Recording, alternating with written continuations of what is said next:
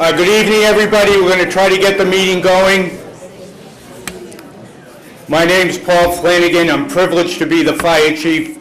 Maybe not quite so privileged to be the MWRA board member tonight, but we're all here for a common good. And on a serious note, being the fire chief, I'd be remiss in not speaking to the two firefighters who lost their life tonight in Boston. So I'd like to have just a minute of silence for them and for their families.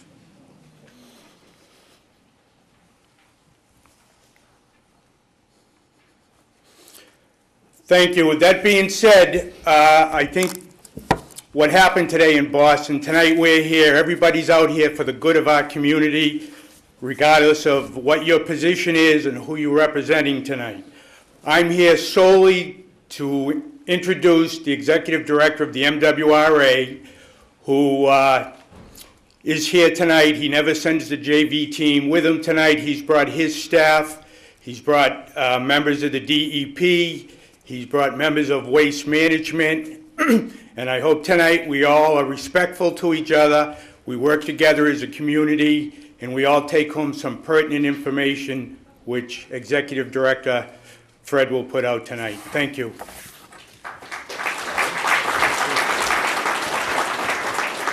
Thanks, Chief. Again, my name is Fred Lasky, and I'm the Executive Director of the MWRA. And I thank you all for coming here tonight. Oftentimes, we complain that the water and the sewer is a forgotten infrastructure and no one cares about it, but clearly you folks care tonight and you're here on this cold, windy night. I do have a number of key staff people here this evening. The Chief Operating Officer, Mike Hornbrook, the Deputy Chief Operating Officer, John Viteri, who is familiar to all of you. We have David DeWest, who is the Director of Process Control and also recently voted by the board to take over Deer Island when Mr. O'Brien retires. And we have John Colbert, who is the Deputy Director at Deer Island. We also have Mr. Greg Cooper, who is the Director of Recycling for the Department of Environmental Protection. And we have representatives of Waste Management. Chris Lucarell is here, and other people as well. So we brought the people who can answer all the questions. And if I could ask your indulgence, I know there's been a lot of talk about what is this all about. And if we could take a few minutes, perhaps, and just kind of go through this PowerPoint to explain to you what it's about, why we're pursuing the anaerobic digestion and the food waste issue, and then we'll get into some questions, and obviously people can come and ask us and make suggestions and whatever you feel you want to get off your chest this evening. So I'll work my way through the PowerPoint presentation. As many of you all know, the digesters, the egg-shaped digesters, those are really the golden eggs for the MWRA, and one of the reasons we're able to keep our energy costs down on Deer Island. And we take the sludge and we turn it into about $15 million worth of fuel oil. In other words, we take the digesters digest the sludge. The byproduct of it is they become pellets that are used for fertilizer and methane gas. And the methane gas is used to make heat for the island and also electricity. And it really is a great advantage for the authority to be off the roller coaster of energy costs. The digesters are very simple how they work. They basically work like your stomach. There's bacteria that's kept at 98 degrees, and it is churned through the digesters. There are like paddles of a beater that mix it all up, and it's a very simple biologic process that is very, very complicated to manage and run. To make sure you keep the balance and keep that going. And the folks at the island do a very good job of it in capturing the methane. I'll ask Mr. Cooper to make his way up. He's from DEP, and they issued in October, they will put in a ban on food waste going into landfills. And it's a major environmental initiative that is being pushed by the state. Number of advantages to it, and I think Mr. Cooper will discuss those now. Sure. Thank you, Mr. Lasky. My name is Greg Cooper. I'm the Division Director of Recycling at Mass DEP. Asked just to kind of, as Mr. Lasky said, give you a little overview. We generate about 5 million tons of trash a year in Massachusetts. We recycle about 5 million, so we're doing a pretty good job. But we've set some aggressive goals at the state to reduce that 5 million tons down to 3 million tons by 2020. Of that 5 million tons of trash, 25% of it is organic material, like food waste. So for us to kind of reach the goals that we have in the state, which are set based on us not wanting to have landfills and incinerators, obviously, and have more productive use of materials that we currently throw away, we obviously have to do something with that large fraction of organic material. So we need to figure out how to manage those organics more sustainably. One of the mechanisms the state uses, you may or may not know, but I'll give you a sense of what Mr. Lasky was talking about, was something called a waste ban. We regulate what materials can be accepted at solid waste disposals, landfills, incinerators.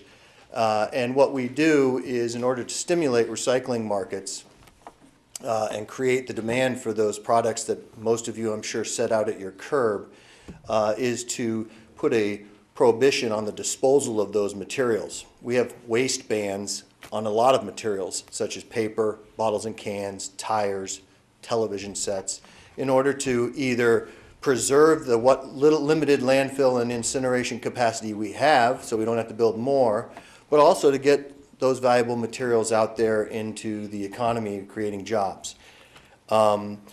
So one of the main mechanisms we use is this waste ban. It tells everybody out there in the marketplace, you can't put it here. So you got to figure out where it's going to go someplace else, more productive. Simultaneously, we try to help create the markets for that material also. Because obviously, once we tell everyone it can't go here, well, it's going to pile up and it needs to go somewhere, right? So one of the things that we've been doing is we've been looking to divert this organic material to composting and anaerobic digestion operations. These facilities can be located in all sorts of places, on farms, private compost operations, wastewater treatment plants that have anaerobic digestion. The benefits that we see of moving this material to those facilities is obviously fewer landfills and incinerators. I mean, that's the main goal for us. Nobody wants more of those facilities in the Commonwealth, and we should make good use of the materials that we have rather than throw them away for little value. I think what we see in the area of anaerobic digestion, such as what is at Deer Island, is that we have an opportunity to not only capture that material, divert it from landfills and incinerators, but we're able to create valuable energy through the production of biogas of that organic fraction, and then also turn that organic fraction into soil amendments and fertilizers. So really kind of closing the loop on a material that, as I mentioned, represents about 25% of what we throw away. So what we're looking for in the state, we've set some aggressive goals, as I mentioned, in terms of reaching diversion goals. We're also seeking to try and increase the investment in anaerobic digestion across the state, both at wastewater treatment plants, but also independent operations. And we're hoping to shoot for having about 50 megawatts of renewable energy produced through these types of operations by 2020. So I'll just close in saying that, it is a main, as Mr. Lasky mentioned, it is a main focus and effort on part of the Commonwealth in the area of waste management to try to address the organic fraction. You probably have read a lot about it. The ban is coming. It really is, what we're doing is we're focusing that ban only, I want to make sure I'm really clear about this too, only on commercial institutions, large commercial institutions. It's not a residential ban on food waste. We are trying to help municipalities and other people if they're interested in trying to pilot diversion. We're trying to help them. But the focus is really to drive the commercial where large volumes of food waste are produced and disposed of each and every day to get that out of the waste stream, put it into more productive use. And the facility at the MWRA has already on hand the capability to do a lot of that stuff and be a recipient of some of that material that we hope to be diverting in the near future. Thank you. I can answer questions after. Or Sure. Should we finish the presentation and then take questions, or what do you want to do? It's up to you. Finish the presentation, then we'll get into questions. Does that work for everybody? Okay. So, conceptually, it's kind of simple in a certain way in that we would take this food waste that is now going to be processed, put it in the digesters, eliminating one of the worst greenhouse gases in making energy out of it. How is the MWRA involved? Obviously the digesters, and so we have moved forward with a feasibility or a bench test. And I'd asked Mr. Dwest to help me out on this, but basically we hired an engineering firm of CDM Smith, which is a national firm, to look at the engineering of it. Is it feasible at Deer Island, and would it work? And in fact, it will. We then hired UMass Amherst with a grant from the Mass Clean Energy Center to do a bench test, a small scale test. Literally beakers and Home Depot buckets to test in a laboratory, would it work? And the results of that were very, very positive. Obviously, we looked at different concentrations, different amounts, but in a nutshell, the scientists at UMass Amherst came back and said, yes, it will work. Yes, you can make a lot of methane gas out of it. When you make a lot of methane gas, you cut your energy costs on heat and on electricity. So it really looks very promising. We issued an RFP in July. We had site visits in August, and we have awarded a contract to Waste Management for a pilot program to, in a sense, try it out in our digesters, because obviously there's a huge difference between a 2-gallon beaker or a 5-gallon bucket and the massive digesters that you're all familiar with out at Deer Island. So the idea is we would, over the first year of the project, or the pilot, we would try it at different levels and ramp it up and see how it worked. And if it worked, we would then have the option to go to 2 more years of the pilot while the rest of the infrastructure was being built. So far, so good from our point of view. There's obviously costs involved. That was a little bit of sarcasm. I'm glad people got it. Sorry about that. Anyway, we received a grant from DEP for on-island modifications, all moving towards the modifications to the island for the pilot project, basically providing as minimal disruption to the island as possible to see if this would work. And Mr. DeWest has been managing that. And here is, you want to talk about this, Dave, or you want me to just keep going? It's up to you. No, I can talk about this.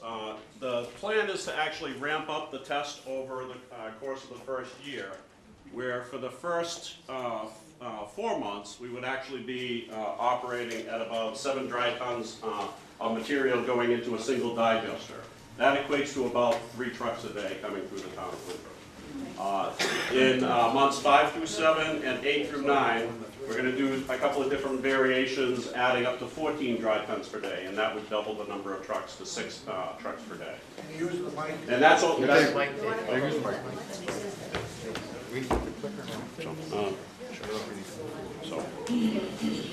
And I'm also a little shorter than Mr. Lasky. So, but on months 5 through 9, we use about 14 dry tons per day being fed into those digesters, in which case that's about 24,000 gallons of material per day. That equates to about 6 trucks that would be coming Monday to Friday, business day only. And then the final phase of the project would be in months 10 through 12, in which case we'd ramp up to a 21 dry ton per day feed, which would bring us up to about 9 trucks per day. Again, 5-day delivery schedule. Let us finish the coming, right?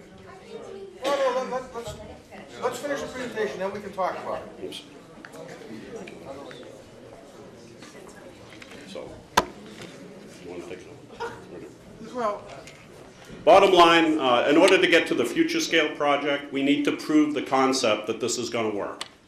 And in order to get this to work, or to identify whether it's going to work or not, we have to do this test. You can't just trust a 2-liter container that's sitting on a bench top at a laboratory to actually expect that it's going to scale up to a 365 million gallon per day treatment plant. So we need to do this test to at least try to calibrate our systems, and then we can also, once we get that information, we can actually feed that into our models that were developed by CDM Smith and refined by UMass Amherst to actually figure out the type of facilities that we're going to have to build on Deer Island and then scale it up to a barging operation in the future. So that is the plan. Trucking will not be that way. but Oh, full scale would be, well, on the Full pilot, scale will be by barge only. full scale would be by barges, we never quantified that because No, when we by go, that, by that scale there, it says full scale. It's What 50 is to, full 50 scale? to 60 dry tons per day. And how many trucks is that? It's a barge. one barge. There was never a plan when we got to full scale to truck it. This is just during the pilot to truck. And this is the plan, we're gonna talk about it tonight. I know, but I'm asking about this chart. What, if it's not a barge, how many trucks is it? At the maximum of the pilot, it would be 9 trucks a day, Monday through Friday, just through the pilot. But hypothetically, it would be too many, it'd be dozens. We would never It'd be too big. That's why it needs to be barge. 9 trucks going this way, 9 trucks going that way. Yes, 9 round trips. 9 round When trips. it's going the other way, it's empty. Anyway, there's a lot more details. Thanks, Dave. You're really helping out here.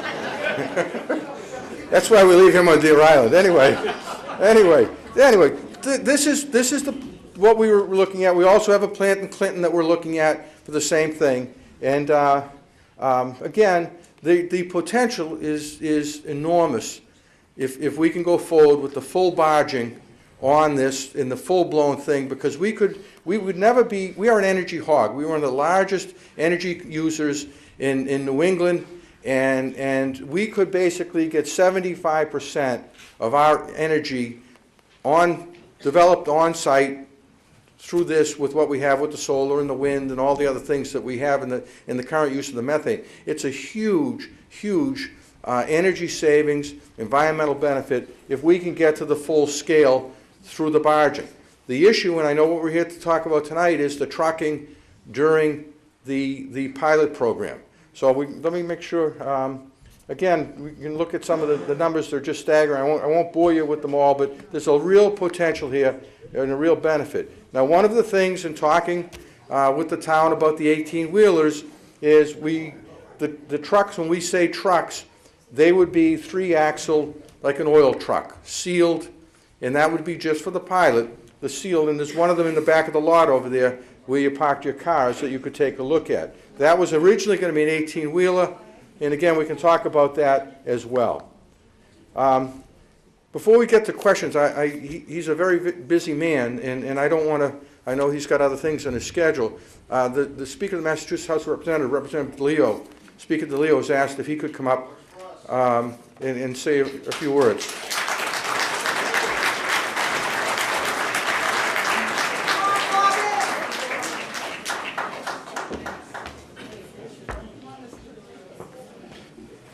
Thank you very much, Fred, and it's great to see so many people. It reminds me sort of the old days when we were talking about this issue.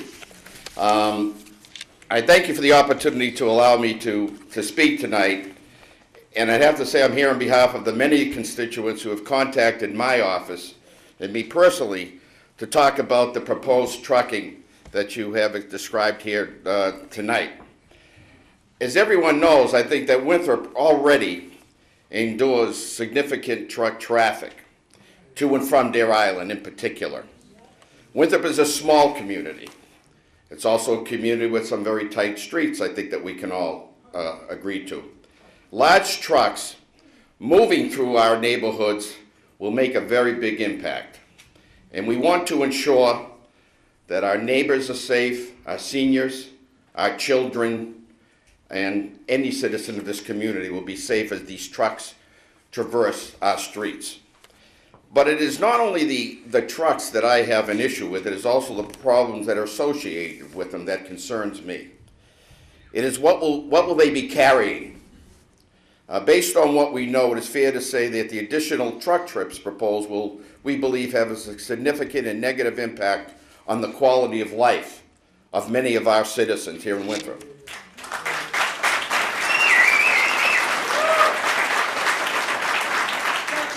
And I just use the term "we believe" because I'm really not too sure what the actual proposal is. I've heard 1 truck, I've heard 2 trucks, I've heard 3 trucks, and I've read somewhere about 18 trucks at some point. To me, there are many unanswered questions. How many trucks? What are the environmental impacts of the trucks themselves? The cargo they carry, And what happens if there is a spill? We have heard reports that truck transport may be a temporary solution if the food waste program continues. If so, what are the other alternatives and how soon would they be implemented? Moreover, putting the issue of how food waste gets to Deer Island, what information do we have about the emissions caused when it is transformed into energy? Winthrop already deals with far more than its fair share when it comes to emissions, whether it be from the airport, land transport, and other sources. What I want to see that this proposal is not going to already add to what we are facing right now. I think it's important for all of us to realize that we just don't have enough information on this proposal to make any type of informed decision. And I think we need to do a better job reaching out to the community to make sure that they know what is being proposed so that they can weigh what their choice will be as well. Given all of this, and I know I speak on behalf of Senator Petroselli, who is here with me this evening as well, I'm going to be very frank and honest. And I know that over the years, Fred, you've been, very helpful to communities in terms of, whether it be through storms and floods and whatnot, and for that, I thank you.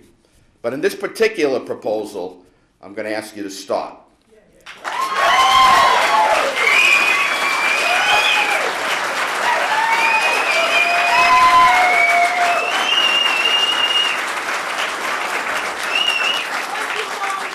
I think what we have to do, quite frankly, we all have to go back to the drawing board before any program begins, whether it's a pilot or otherwise, fully study the issues, and have extensive discussions with this community. The bottom line is this: we don't want any more trucks traveling through our town.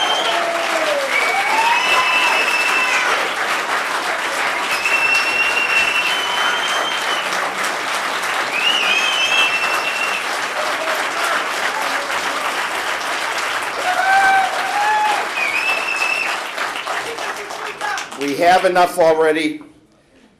So what I'm looking for is an agreement, if I may, Fred, to put this proposal on hold tonight. Let's you and I make this agreement, and let's talk in the future about what's going to work, not only for waste management and the energy and whatnot, but what's going to work for all of us. I thank you for your attention. Hopefully you and I can have a handshake on that. Let's put it on hold, and let's take a look at it in the future. Thank you very much.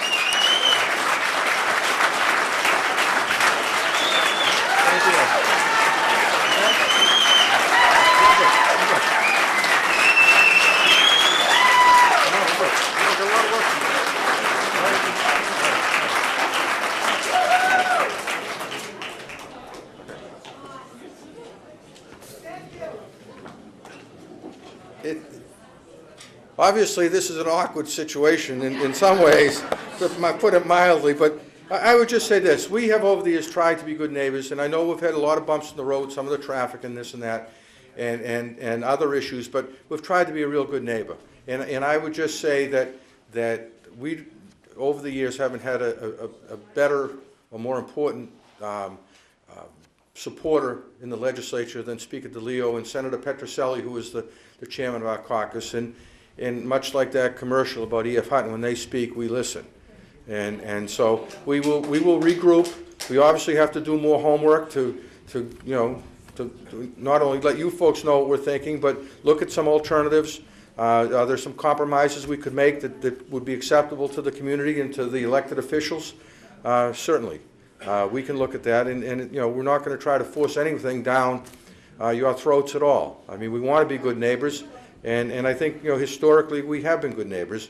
While I know there's been some bumps in the road, we really want to work this out, and I thank the Speaker and the Senator for coming out here tonight. I know it's been a difficult issue for them as well. They've taken a lot of calls, and anyway, I thank you both, and also the elected officials in the town.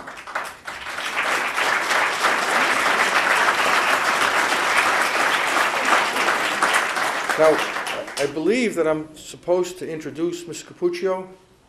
Is That's that? me. Yeah, right, yeah. Oh, I'm sorry, I was looking over. Do you want to come up, or do you want me to just keep running the meeting? How do you want me to do it? Oh, well, I didn't want to run anything. Oh, okay. Oh, I was just trying to get out of here. No, I'm only kidding. No, why don't we do this? Do you want to make a statement, or do you want to? I had a couple of, we had a community meeting on Friday. Yes. This,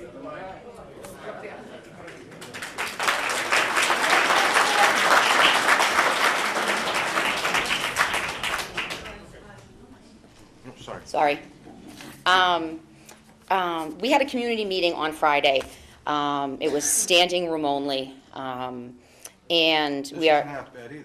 Yeah, this isn't half bad either. I'll be honest, I wish there was even more people here. But so we had a meeting, and what really came across in that meeting from many, many citizens is the communication gap that has happened here. And the communication gap, as I'm seeing it, is a couple of different ways.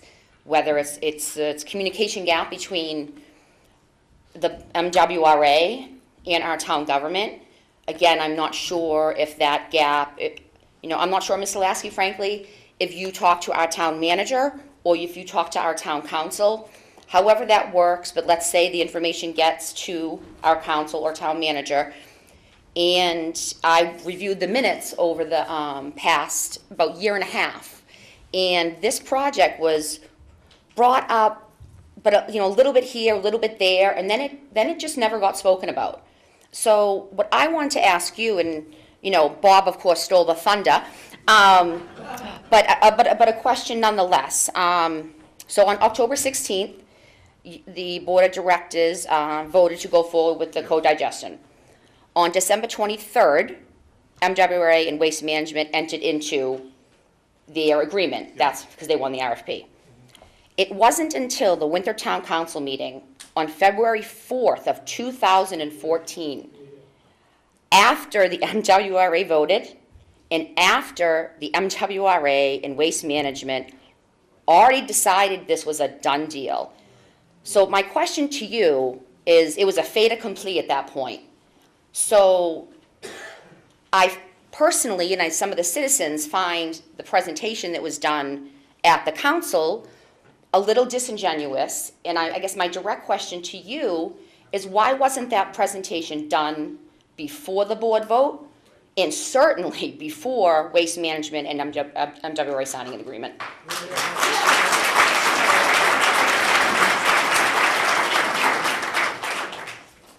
I think what has happened is we misread, meaning not misread any language, but the situation.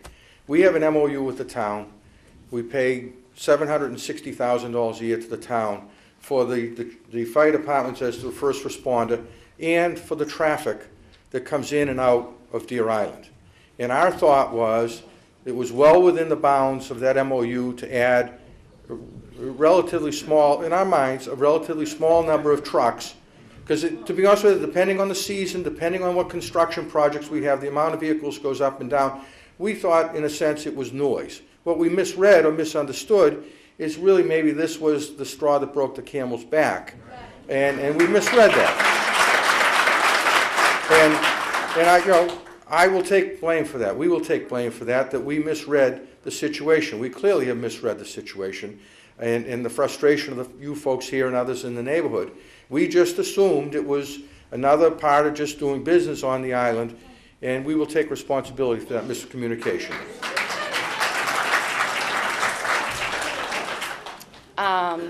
And again, a couple of other things, I think now that, now that there's been a hold put on this, if you will. I happened to read the MWRA feasibility study dated February 21st of 2013.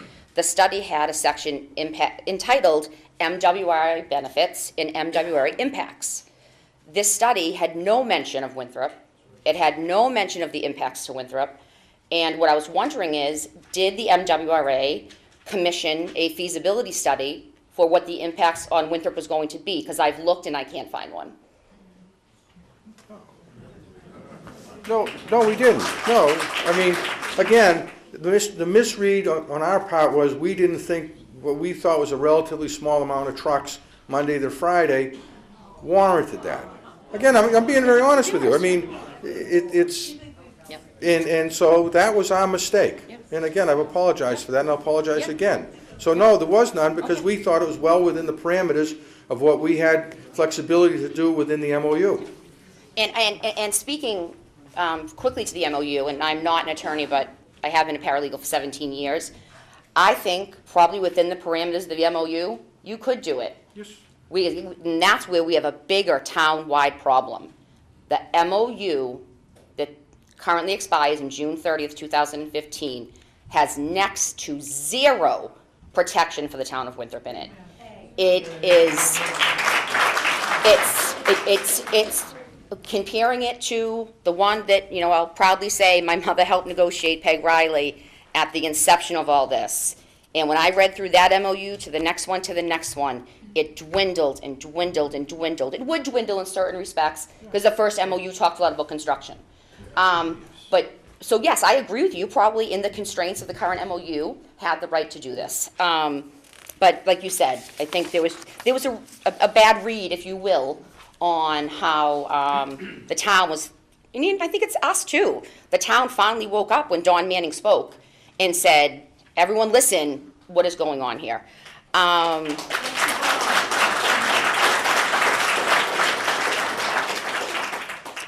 Okay, and then, sorry, Bob threw me off. The other question I had, which again, maybe moot at this point, but it might be a question either for you or for Waste Management. I had heard, I know that it's 5 days a week. You can come into the town at 7, you have to be off the island at 3.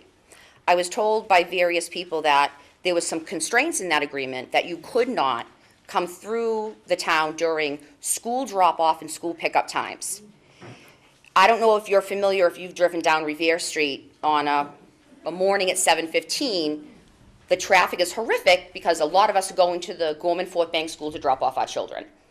I didn't see, and someone says it's there, and I read that waste management agreement, I saw nothing in there that said that those trucks are not going to be one behind me and one in front of me when I'm driving to school, when I'm driving my kids to school. That's a big problem for me. The congestion is horrific. If one of those trucks spills, we've got a problem. So I'm just curious, even though, you know, hopefully you guys are happily going back to the table, or we're happy, you're not happy. But my question with that is, was that in the current agreement? Or is that somewhere that you guys weren't going to be able to truck during those hours? You want, I don't know, you want, it's up to you. Yeah, we had put together a delivery protocol that included not running through the town between 8 and 8:20 and 2 and 2:20 to avoid when school drop-off and school pickup was. The agreement we had with MWRA was that we needed to be, couldn't come onto the island until 7 o'clock and needed to be off the island until 3 o'clock. And I can tell you just with and I think what would be helpful for you guys too in your renegotiation of all this, we leave our houses earlier than that to get our kids to school. So those windows actually aren't enough. So whenever you, whoever you speak with when you're doing this now, whether it's this committee we're forming, or whether it be our town manager, or our town council, whomever it be, those really need to be put in place, those time frames, because I don't think Waste Management wants a truck, something to happen during any time you don't want an accident. But I sure as heck don't want an accident when I'm driving my 5, 7, and 9-year-old to school. We don't want the truck. Right. So. And then, I'm sorry, my last point that, as a community, we were trying to talk, so that's why I was getting some of them in, is that, you know, like Bob said, we don't want the trucks.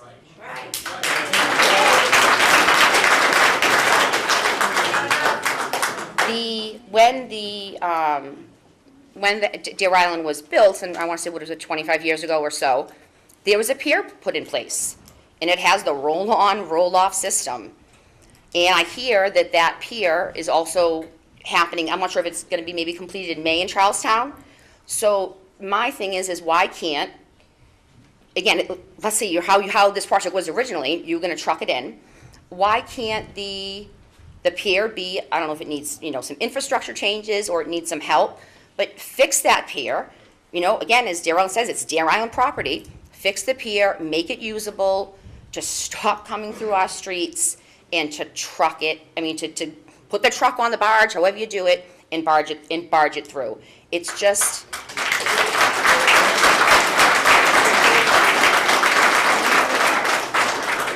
I think it's very easy when you're, not you, when you're in the legislature and you're a senator and a representative and the governor. How many of those people are in the town of Winthrop? And that's where this all comes from. This all comes from the governor's desk down, through DEP and everyone else.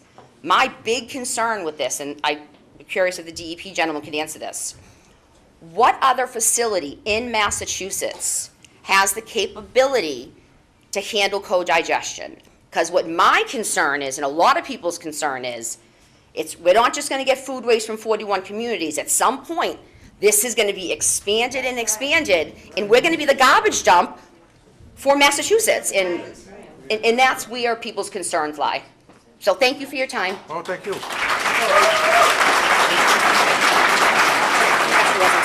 Oh, that's okay. There are a handful of anaerobic digesters in wastewater plants around the state. We own 2 of the 5. One is in Clinton. We have a small wastewater treatment plant there, and the other is obviously Deer Island. And the massive size of Deer Island, we are the biggest by far. I would say that it was our intent.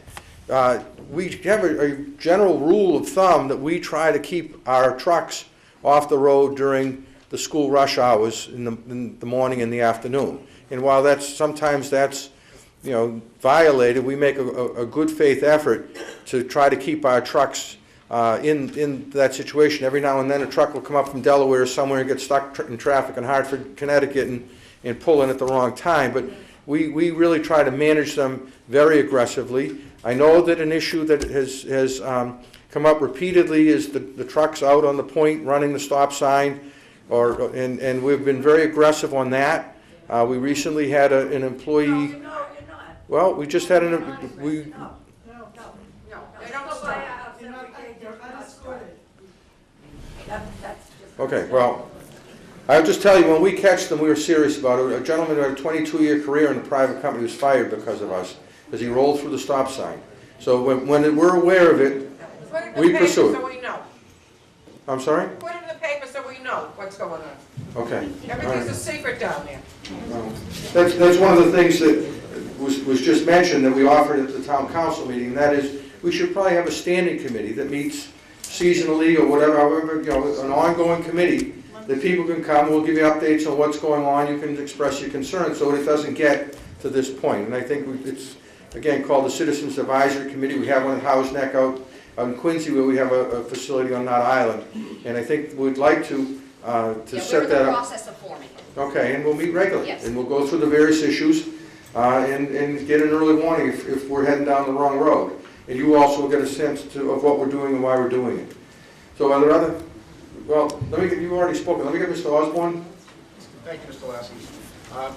I've reviewed a lot of MWRA stuff over the last decade or so, and what really surprises me most is that MWRA has always been extremely thorough, very definitive, they take complex issues, they see them through. Every contingency known to man you look at before you make a commitment of dollars or whatever. You didn't this time. And it was a real lax effort, from what I can see, insofar as the truck issue, because you basically closed yourself off and basically said, we have no obligation about the trucks until they enter the gate of Deer Island. And you also, from what I understand, the RFP requires Waste Management to get an agreement with the town of Winthrop before any trucks can come through this town. I've spoken with Mr. Lucarello in the past one time, and I was wondering if there is any agreement from the town manager for you to bring your trucks through the town, because the RFP calls for it. The answer. Yep, I can answer I that. don't want to speak for you. No, it's okay. We don't, there is no agreement between Waste Management and the town of Winthrop. Okay, now, the only thing I said, Mr. Lucar, is it was in the RFP as a requirement of a condition of the bid. I don't, but the reference to it needed to be an agreement, but that we needed to coordinate with the town.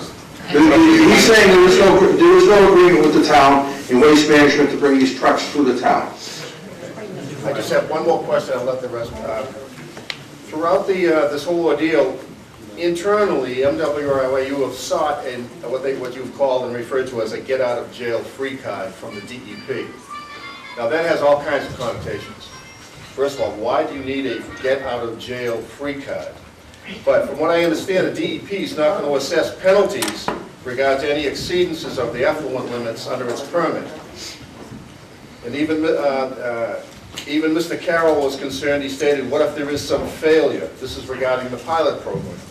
Waste Management is required to hold MWRA harmless from environmental catastrophes, contamination, spills.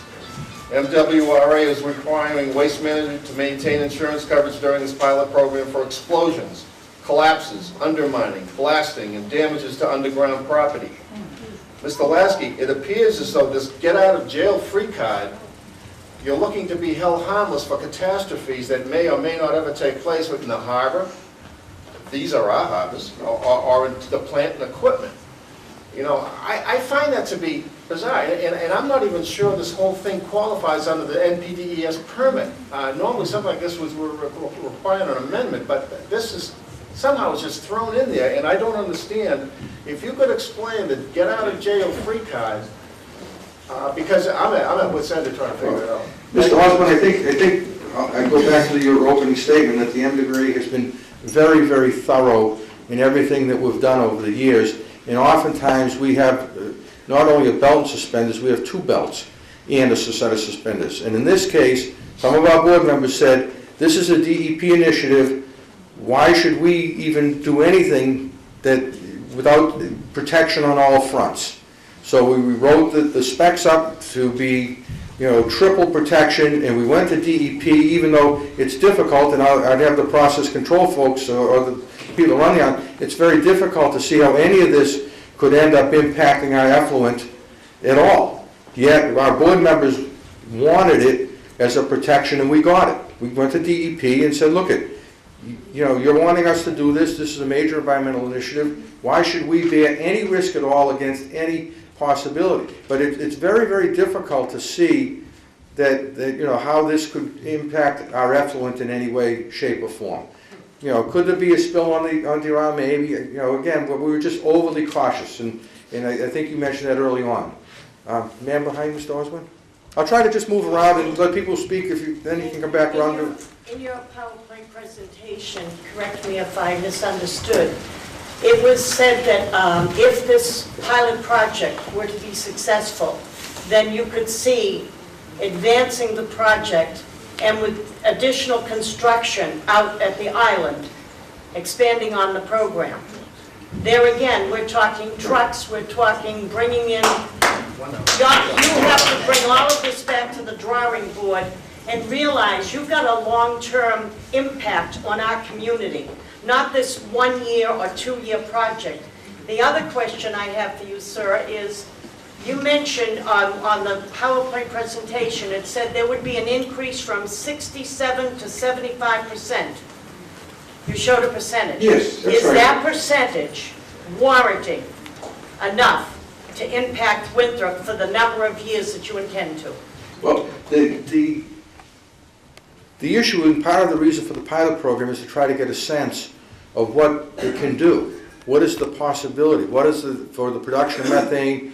And then what do we have to spend on the island to maximize the use of that? In some ways, it's more than a shakedown cruise, it's more than an experiment. That was going to allow us to calibrate on should we go forward. If we go forward, what should we do? For instance, one of the things that's come out is that we may need new generators of electricity there because some of them are 20 years old. There's a whole bunch of issues that came up, and that was the purpose, in a sense, of the pilot program, to kind of allow us to determine going forward, because there is going to be the need for some upgrades to the island, including, that's been mentioned many times today, the pier.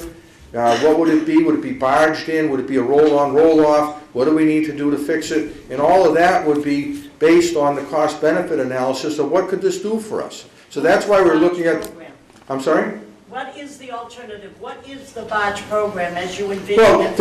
as was mentioned by Ms. Capuccio, one is a roll-off, roll-on, in which a tanker truck is rolled onto a barge, the barge is then brought to the island, it's then rolled off. That, to be very honest, doesn't look feasible, because I think the rehab, well, let me finish, please, because this is another option.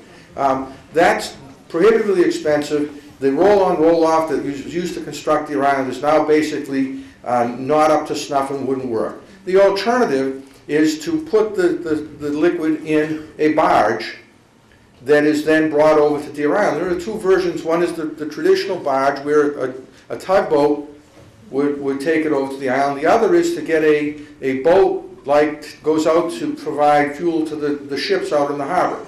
Instead of being fuel for the ships, it would have the slurry in it. And it would be a self-propelled boat that would pull up to the pier. We would then hook it up to our pumps and we'd pump it into the plant. That probably is what we're going to be looking at the first stage of this barging. A self-contained boat that's sealed, and it meets the Coast Guard's involved. Everyone's involved to make sure it's safe and that it's clean. And that's what we would be looking at. But again, that's why we need to do this experiment and at least look at it. So, but anyway, so as these 18 passes a day go by, these people's homes, are you saying that also there's going to be construction trucks for the upgrades and the improvements to the island that may be bigger than the truck that's out there now? Well, first of all, we kind of put trucks or delivery trucks, along with the 18 passes. I mean, it'll be up to 20 passes a day. There's the issue of the 9 trucks or the 9 round trips or 18 trucks. At this point is on hold pending the review that I promised the Speaker and you and the Senator that we would pursue. So we're looking at that and how to proceed and what's a reasonable way to proceed. But we have to realize that the Deer Island Treatment Plant is one of the largest industrial complexes in not only Eastern Mass and New England. And there is, some of the plant is over 20 years old. There's always going to be the need to rehab the plant and upgrade the plant, and that was built into the MOU, that understanding. That's why the MOU accelerates every year with an inflation factor over time. It's because we knew we were going to always have a certain number, day in and day out vehicles, the employees coming in, whatever it may be, certain amount of supplies that need to be delivered, and then because we have a 5 and a 10 year and a 20 year and a 40 year capital plan, we know we're going to be rolling certain construction projects on an ongoing basis. So that was all within the flexibility of the MOU, and one of the reasons why the town negotiated the inflator. So it's not a static amount, it increases every year based on inflation. This year I think it's $768,000 or $765,000, whatever it may be. 744. 744, there you go. Your memory's better than mine. So that was the intent behind it, because we knew that we were going to always have a certain number of trucks coming in, and we are going to have a certain number of trucks coming in, and that was what the MOU was about. And again, like I say, what we misread was that this project perhaps is the straw that broke the camel's back. This gentleman, sir? If I may, about 1.5 minutes. Okay. Last Friday, along with other members of our Winthrop Improvement Historical Association that owns the Dean Winthrop House, we attended the meeting run by these young ladies, and they did an outstanding job. We appeared in defense of the 1637 Dean Winthrop House on Shirley Street, which is being subjected to a continuous pounding by the large trucks hauling chemicals and supplies to the MWRA facility on Deer Island. We have glass and windows that has been cracked, siding that has been loosened, and a foundation that is developing major cracks in it due to these trucks. Cars parked on Shirley Street have been sideswiped by these trucks without having them stopped to be identified for reimbursement, mine included. But fortunately, in my case, a lady walking by identified the truck to me, and I was able to go to the MWRA and get payment for repairs. Others along the truck route to Deer Island have experienced similar problems. These trucks have been reported exceeding the speed limit, passing up over the curb to negotiate tight corners, and driving the wrong way on one-way section of Taft Avenue. Dick Dimes and I stopped one such truck and called the police for an escort to Deer Island. They do not pay any attention to the signs that say one way. These trucks are dangerous, and when passing through residential neighborhoods, are a threat to our children who play there, as well as elderly people who walk there. The solution is very simple. Bring all haul supplies to Deer Island via the magnificent pier already constructed there during the building of the MWRA sewage plant. This pier is very large and extremely well built to provide this service. We strongly urge the MWRA to respect the safety of our streets. We are a residential seaside community and want our citizens to have a safe place to raise their children and retire in. Please, please barge your supplies in to Deer Island.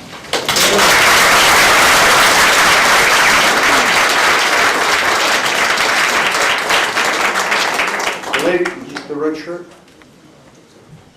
I wonder if you could tell me how many chemical trucks go by in the course of the day, and why they're not being escorted by police anymore, and why they are not using the barge. The fuel trucks are brought in a convoy with the police escorts. The other truck... No, they're not. They no longer do the escort. No. Just read that one too. No, There's well, no longer chemicals coming through there. well, anyway, I'm under the impression they were, but again, anyway, there are... Can we find out? Yeah, oh, absolutely. We have now, because of this, we've now started tracking them. We track the vehicles coming in and out historically to have logs to know who's on the island, when they came, when they left, so we know who's there. We're now tabulating it in a way that we can track how many trucks actually come in and out a day. Could we have access to that information? Yeah, it's a public record. You can have it. I mean, basically what it shows is that on an average day for the last several months, since we started tracking it, we have between 8 and 9 trucks that are 3 axles or bigger. So 18 wheels, bigger trucks. So we have 8 or 9 a day. So that means that's round trips. And then there's another whole set of trucks that come in, Federal Express or WB Mason or whatever it may be. That gets to about 16 a day. And I was under the impression, and I apologize if I'm wrong, but I was under the impression that what we do is we only buy fuel, and the trucks may look the same than some of the chemical trucks, but that we only buy fuel several times a year, and when we buy it, we then bring them in convoys with the police escort. But again, I could stand corrected on that. If that's the case, I'll find out. And they're not just fuel. Right, the police chief is here. Chief. On the fuel trucks, when the police escort the fuel trucks to Deer Fuel Island? trucks only about 4 times a year. They come in convoy. We've been taking them in through Revere because the Belle Isle Bridge was under construction, but those are fuel trucks only. It's on the every day, and the chemical trucks, the Jones chemical trucks, I think the people are referring to. Right. But those are the oil trucks do get escorted. I'm more concerned with the chemical trucks than the fuel trucks myself. We can give you that information. And the police escort would keep them from speeding and going down the wrong way. But again, okay. Sir? My name is Dave Johnson. I live at 12 Elliott Street. I'm a 12-year resident of Winthrop. I'm now a 5-6-year homeowner, which I bought in 12 Elliott Street. Since dealing with these trucks, my sidewalk's been beaten up, cracked. I've called the city, made a report. They came down, looked, made the patches, did a good job of what they can do with it. But it's already broken again. The trucks just drive over it at all hours of the day, all hours of the night. Last week, it was like Wednesday or Thursday, 3 in the morning, I hit my curb, my bedroom's in the back of the house, and it woke me up. That goes on all through the week. 1 at midnight, 3 in the morning. As you can see, you woke up a sleeping giant. This process, this new program that you didn't inform us on, I'm not saying it's all your fault, but we knew nothing about it, but it now woke us up. So we don't want no more trucks. We need to start looking at a new program to start working on the new trucks and the existing trucks. And reducing the existing. It's just, something needs to be done because it's not helping us. Thank you, sir. I want to try, I don't want to take one side over the other, but, sir, I'll just swing back and forth from side to side if that's okay. First, I want to apologize for jumping in on you. My name's Robert Doris. I live at 12 Chester. It's interesting to me, and I realize everything's on hold now, but in the feasibility, well, not the feasibility study, you show how over a 1-year period you would increase the trucks and do all that. Yet it was feasible only after those 12 months to then be able to barge. Why would it not have been feasible, and why wouldn't your new report just include barging? And to add to that, you built on an island that is surrounded by water and just attached by a very narrow neck of land. Why wouldn't the original plan or any future plans just include for more landing areas on the island to allow for more barges and everything to come by water? You're south, right in the middle of the harbor where all the shipping already is. You cut out so much, and it seems to me like it would be so much more efficient just to have everything to barge, to improve the infrastructure as it is and add to it. Keep it to the water. It's already closer, and it would be much more efficient. It makes no sense to me. Well, actually, it's a lot more expensive to barge. When you do your business, you include that in your business and your feasibility study. Makes no sense. I'm just telling you, it's a fact that there is a premium to barging. So we should just let me finish. It's a quality to life. I understand that, but I'm Take some of that energy savings you'll be getting by using our streets and use that for the barges. Would it be the permitting process that you'll have to go through that would be encumbering your window of opportunity when you have to go by barge versus by coming through Winthrop with a nod and a smile? I'm sorry, say that again? I said, sir, would it be difficult, besides being expensive, your permitting process, to barge it over to Deer Island, vis-a-vis just a wave and a handshake and saying, coming through Winthrop? I mean, that's the issue. First off, the pier hasn't been used in a number of years. The ability... The pier...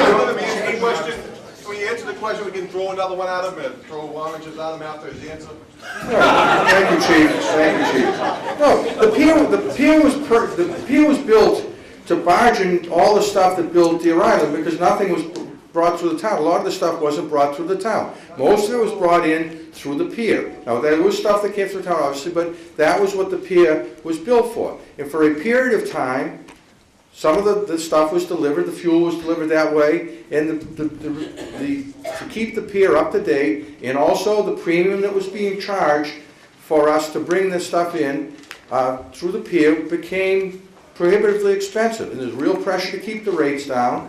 And so the idea was, if we went out and brought it in on trucks, and it was done reasonably, that it was better for the ratepayers all the way around. So.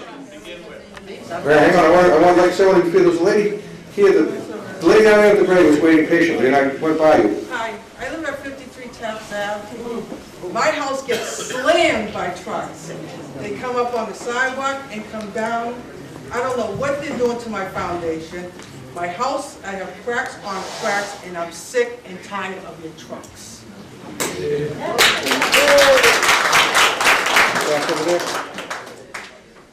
Yeah, like I said, look, I'm not trying to pick anyone over anyone else, but everyone will have a chance to speak. Okay.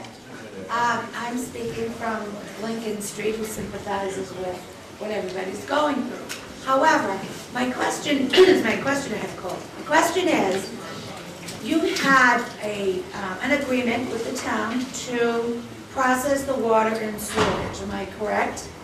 And so if you're going to expand now, and you're going to take in the waste of the restaurants, the vegetable waste or the processing waste, what's to say that the information, someone, I don't remember his name, said, you know, we're going to put a ban. I'm going to say, televisions? No, we're not taking that. Tires? No. At what point are you going to say, yes, we're going to take that too, and we're going to have an island that's a dump? I say, let's go, what Speaker of the House said, let's put this on hold, but the answer is enough. No more expansion of anything else being treated at that plant. Let's go elsewhere. I have a few questions. I live on Grandview Ave, down the road. My number one question is, what is this all for? Is this for you to get free electricity? All the trucking, all of the, whatever we're talking tonight, is it about you getting free electricity? It is about, it is another, What's the bottom line? the bottom line is to save the ratepayers money. That's,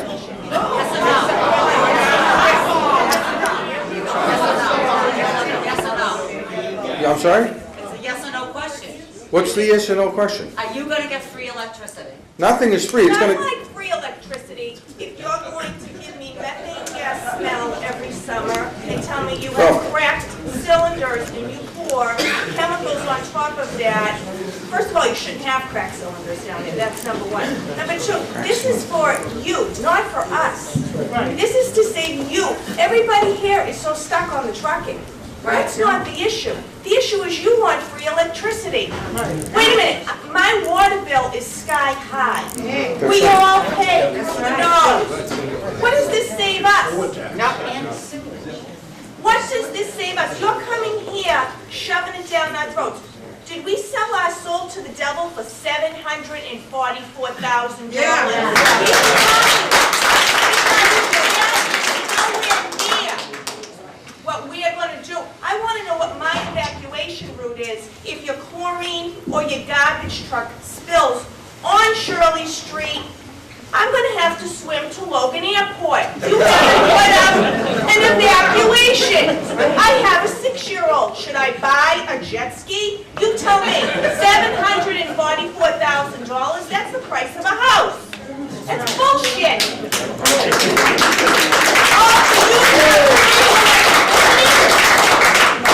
That's what all of this is about. So you can sustain that island for nothing. Go girls. That's right. I don't know how to. No, you know what? You don't. That's right, I Because they're don't. all stuck on the trucking. The bottom line is you want a free ride on that island and you're coming to our little town because we were too stupid. And we sold our soul to the devil and signed a contract for $700,000. Which is $41 per person. That's bullshit. We should get free water, we should get free electricity, we should get discounts, we get nothing. Well, And we got the airport across the way. And the buses. Come on! It's too small for you here. Don't forget the one. Can I Listen. put a co-digestion in my backyard? And can I get free electricity? Would the government allow me to do that? No. Because I'll do it. My husband's a chemist. I'll figure it out. sir? Mr. Lasky, how you doing? My name is Mark Overton. Come on. You have a very valid point, and I would direct it over to Ms. McGill, not to this gentleman here, to be fair.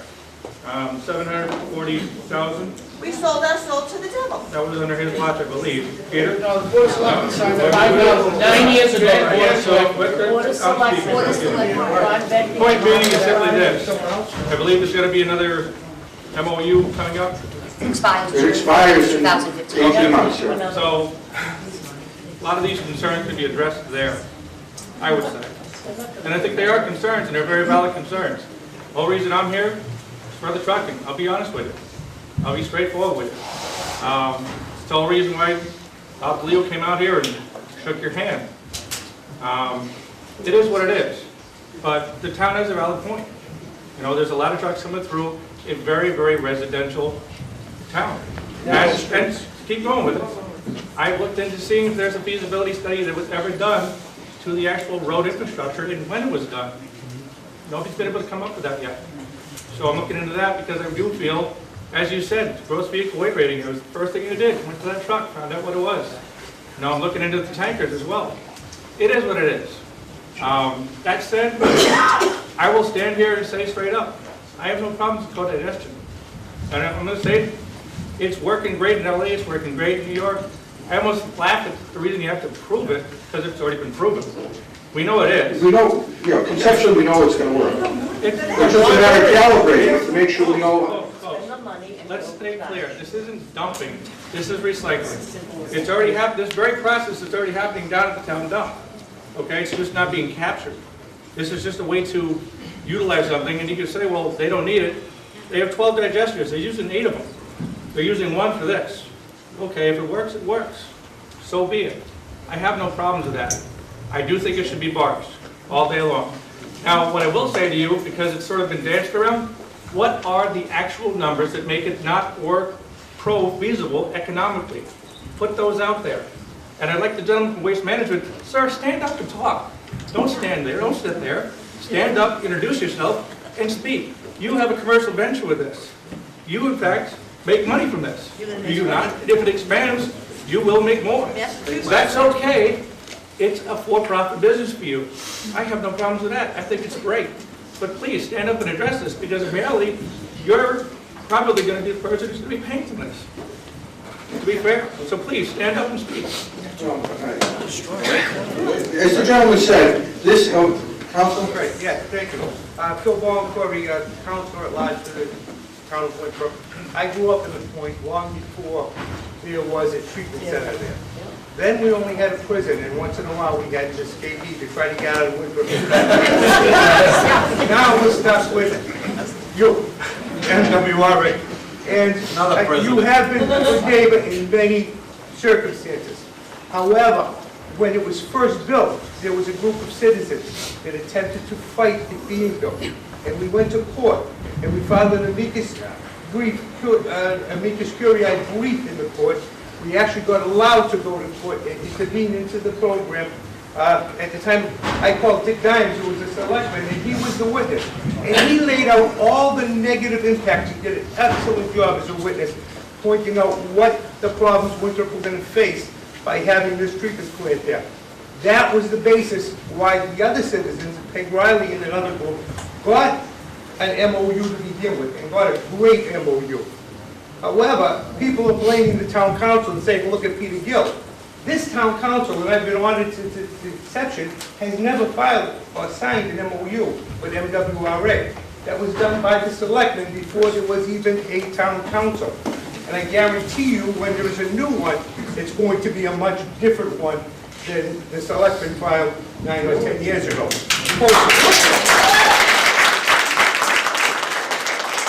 Secondly, you know, the governor has put out this proclamation, and the DEP is going to benefit because we're going to reduce waste, and we're going to have recycling, and we're going to turn this stuff into methane. And, you know, the state benefits, the DEP benefits, the MWR benefits, but Winthrop does not benefit. Amen. Winthrop gets no benefit whatsoever by your new program. So, please, use barges. Stop bringing trucks to Winthrop. Try to get your other trucks on the barges as well.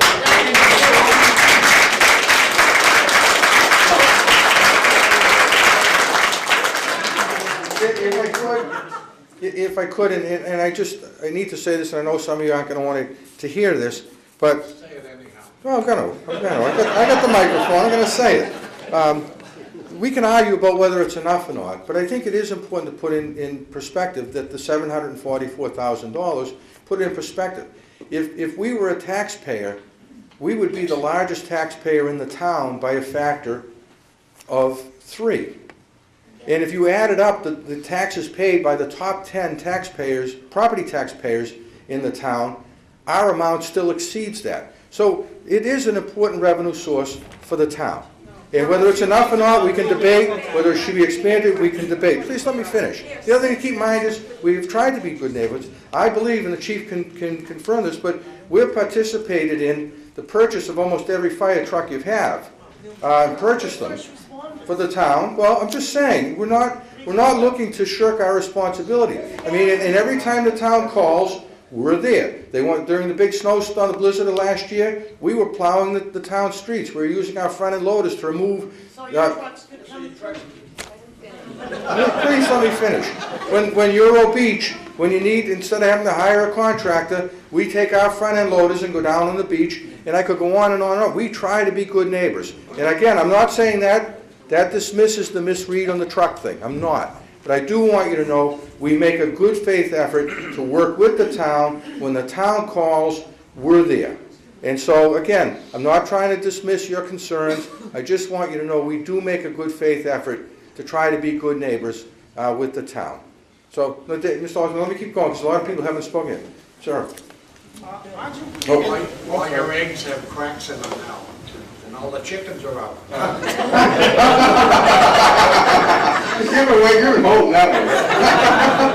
It's no yoke either.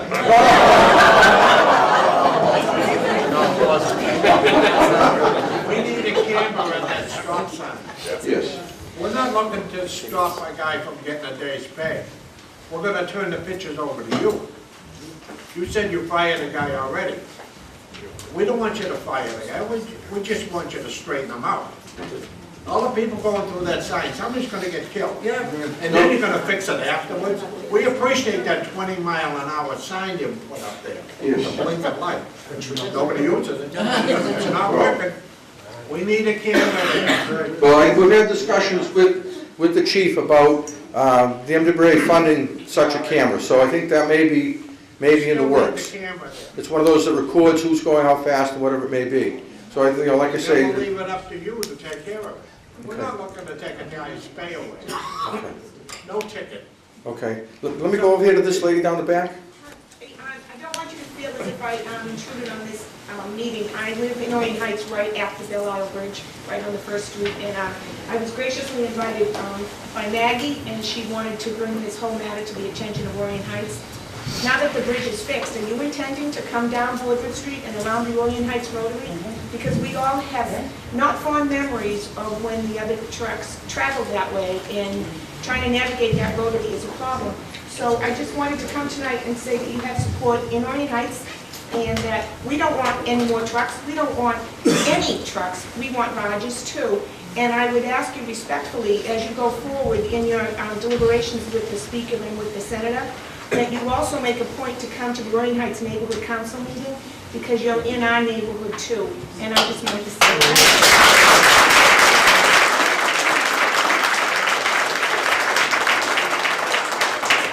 Miss, if you get us, we'd love, we'll come. I'll call Anthony and give him... Yeah, he knows where to find me, I can assure you. Okay, I'll go over to this side. No, Mr. Osmond, the gentleman with the orange.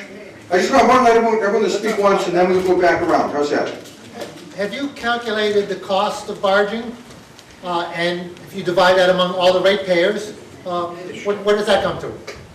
If everyone in the whole district shared in the cost, what is it per house? Pay more? Are you serious? That's going to be part of the assessment. So It's ridiculous, and you asking that we might pay for that? The reason why I'm here is because the rate of sewer is ridiculous in this town. We should be paying no sewer whatsoever, because we have down there, and I see that corrosive trucks going everywhere. I don't want any pay anymore.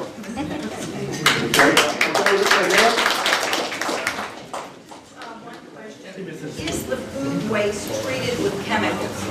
I guess my question goes back to the speaker's comment about emissions.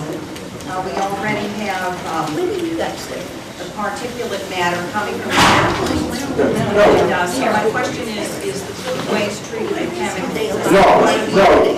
No, I think either DEP or Chris can, no, it's not. It's ground up, it's put into a slurry, a certain amount of liquid content versus solid, and it's not considered hazardous, it's just a slurry that is, I'm sorry? It's food. It's food. It might be old milk, it might be ground up vegetables, whatever it may be. So, I mean, Chris, I don't know if you want to talk about, or Greg, did I cover it? Yeah, I mean, we require, it's source separated organics, which means it has not been commingled with trash. It's been separated at the point of generation, collected separately, then processed. It can't, we monitor to make sure that, they aren't allowed to take anything that has toxins in it. Obviously, the MWRA has a strong concern of that too, because their digesters won't react very well to various toxic chemicals in it. So, but the ban is on source separated organics. The waste has to be separated from trash at the point of generation. How do you make it from a piece of banana peel to slaughter. Most food waste in general is about 75% water. So that's what waste management's role is, to accept the material and slurry it, chop it up, slurry it into a pumpable form. They may add some water to it, I think, to make it that pumpable rate, but That's correct. it's, for the most part, food waste is about, or it depends on what they take. If they take a whole bunch of expired beer, they could mix it with food waste, with their, plate waste, and have, and make it that consistency to pump through the pumps that facilities such as MWRA. There's other ones. It looks like a coffee milkshake. Sir? My windows are open, I'm gonna be smelling trash. No, it's sealed, ma'am. It's sealed. Sealed. So the gentleman down the middle has been waiting patiently. It's clear that the majority of these communities don't want any more trucks. And in fact, we want all the trucks to be eliminated. My question is, and if the community would support this, because I'm sure there'd be some that wouldn't, but if the community said you keep your money, keep your trucks, would that be something that the MWRA would help you make it more economically feasible to barge in all your stuff? Meaning if the truck stopped, the mitigation payment would stop? Keep your money. We don't want you. We don't want you. Put it into a barge. Buy a barge with it. Well, clearly, if we were to spend more, there'd be pressure from the other communities not to pay this mitigation payment. A large part of this mitigation payment is the right to have the trucks go through the town. So I think that would be something that, so the more we spend to do the barging, the more the pressure is going to be from our board of directors not to pay the mitigation payment. But you go to the governor and get some money. Hang on. No, come on. Because this gentleman's been waiting a long time with his hand up. And then let him go first. She's been waiting a long time. But she hasn't had her hand up. Yes, she has. Okay, go ahead. I'm Dawn Manning, and I've audited So, since I have the latest copy that's going to expire next year, Yep. let's talk about what it says about the money. Please. Let me go up front. Thank you, Don. What's the mic on? Sure.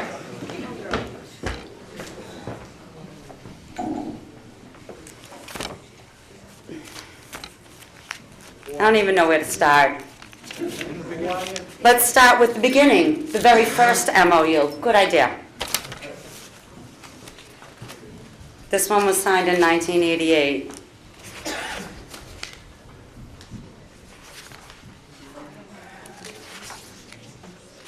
And if anybody wants copies of them, feel free to email me or email our website. I'm going to talk about the part that it says the MWRA will establish a foam bank on Deer Island in a manner acceptable to the fire chief. Had it ever done that? Has it ever done that? That was in 1988. Do you know if one was ever established there? A foam bank during construction. There was a complaint During about... construction, we had direct lines, we had ring downs to Deer Island. Okay.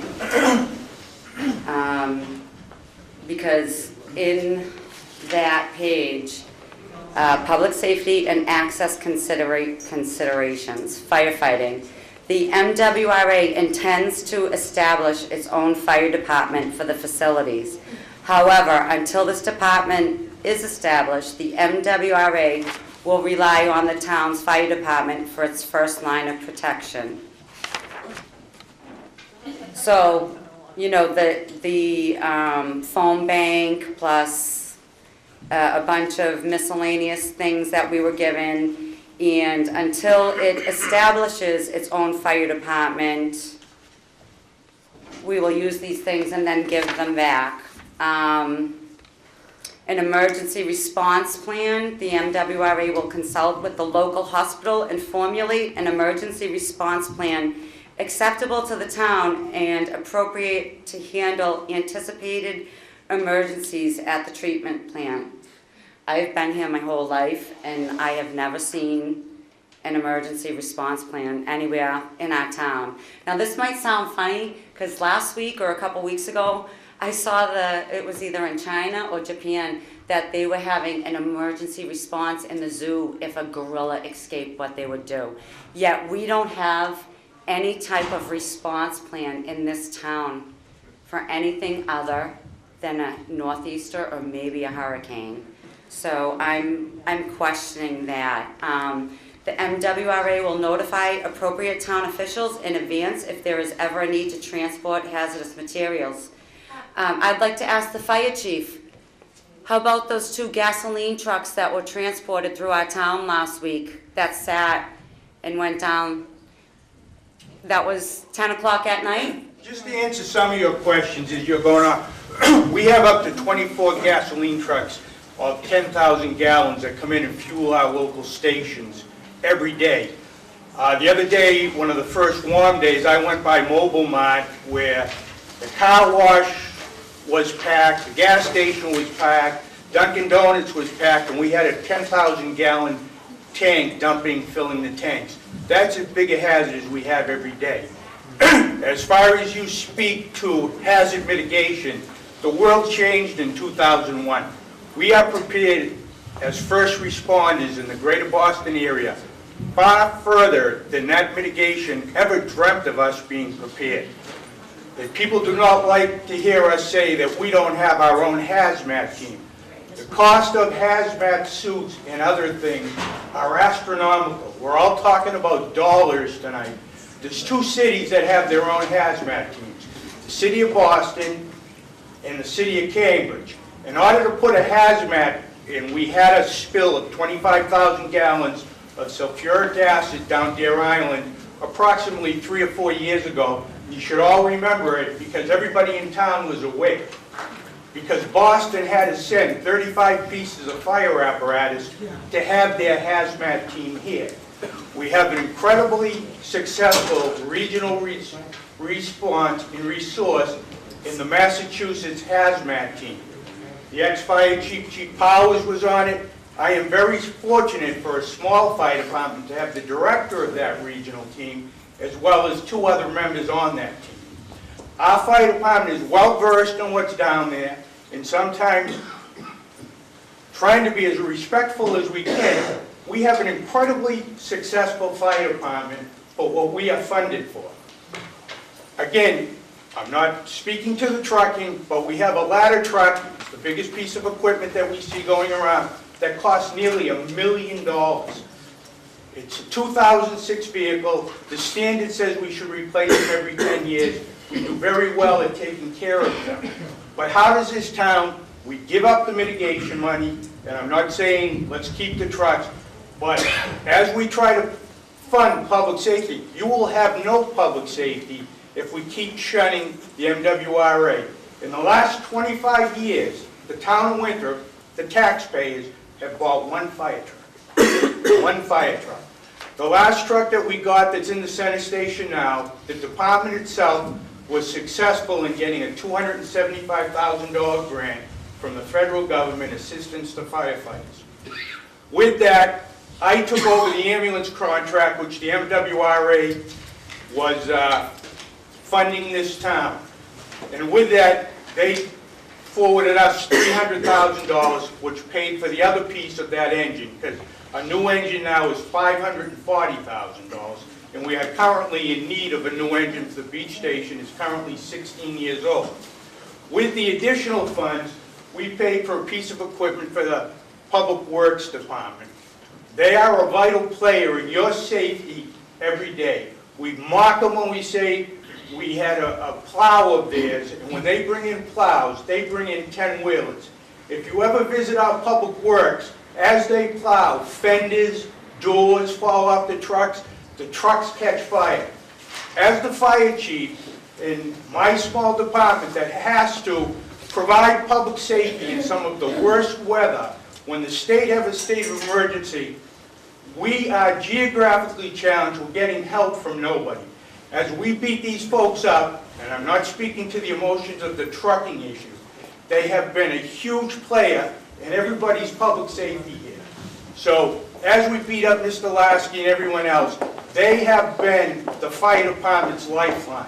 All our vehicles, except for one, in 25 years, has been purchased by the MWRA. Again, there's some tremendous residents here, but as we agreed, and we've had conversations since your meeting, if nothing happened since last Friday's meeting, it was successful. Because we've ordered equipment to monitor what's going on. We have Homeland Security cameras coming that we can deploy anywhere, and we're going to have them where it's going to help the people in the point.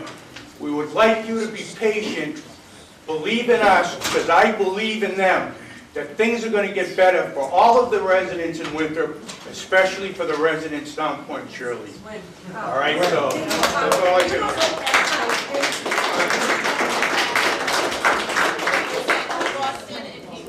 The hazmat suits, Boston. So they have to come in. The regional hazmat team comes in. Okay, wait a minute. We have this big plant that, God forbid, something happens with the chemicals, and your men who are falling under you are not suited up in order to handle that immediately. That concerns me. In any hazardous materials incident, some of your best training tells you not to go in, to stand back and evacuate until we have people there. I don't have enough people on duty to make an entry in a situation like this. The spills at Deer Island, that's a high-end plant. They can recapture. They can recapture almost everything that spills down there and pump it back into the effluent, pump it back in the tank. So a lot of the concerns that you have were thought of when they built the plant. Nothing they bring down there is explosive. Many of the chemicals that do go down there, if they overturn and they spill, just flooding the catch basins dilutes the product. It goes in the harbor. That's correct, but it goes in the harbor when it goes into the effluent as well. That's why you dilute it. But if you have to make a decision. You're going to protect the residents, or you're going to have a small effect in the harbor. How dangerous are these eggs full of the methane gas once they're pumped? I mean, is there a threat of one of these? You hear these, gas plants blowing up in Texas or whatever else like that. I mean, what would have happened if one of those catastrophe, a failure, as you call it? Well, again, if you look at the design of the plant, the two inflatable bags that you see on the two eggs, they were built the furthest point from the community. Is there an explosive situation with the eggs? It's possible. With the two that store methane, methane gas is a product that's amongst us every day. It's in all of the manholes, catch basins, and right, but it's in a big egg right out there. Yeah, the street. just like the ones on the side of the expressway. They are a hazard, correct? Right, and but it is on the far, sir, it is on the far end of the island, and there is the big knoll or the big hill that was purposely put there to block the plant from the community. So Chief, you did actually answer one of my questions on the MOU that I had, which was that was X'd out, ambulance and emergency medical service deleted by a board vote on 4/12/12. So that was an MWRA board vote and a town council vote. And we received $300,000 to drop that part of this current MOU. Well, no, it was deducted from the MOU. We took it over, and the advantage to us taking it over, rather than the authority have to putting it out to a bid, because there was some problems. We were having ambulance services that weren't capable of delivering a quality product. I could be more restrictive on what we got, and when I took over the bid, I was able to get, in lieu of dispatching the private ambulance, they are paying the town, the ambulance company, $36,000 a year for dispatch. Okay, can you tell me what kind of time we have on a hazmat response time for the island? Again, you would have the initial, if you had a sodium hypochlorite truck leaking, that would be a case that I would advise the residents to close your windows and not evacuate, or if you could freely evacuate, walk away to do so. But as it leaked into the street, we could simply open a hydrant and flood the sewer systems, which would dilute the product safely. Okay, and I know that Karen kept saying about the $744,000 because that's what eats me. And I want to read you the first line of this agreement. And it says, this agreement also sets forth commitments and undertakings of the parties, including monetary payment to Winthrop and the obligations of the fire and police departments in consideration of the MWRA payments to Winthrop and other considerations. This is a 8-page agreement, and everything in here is about the police and fire. There's 2 lines to traffic, and I'm going to read you those 2 lines right here.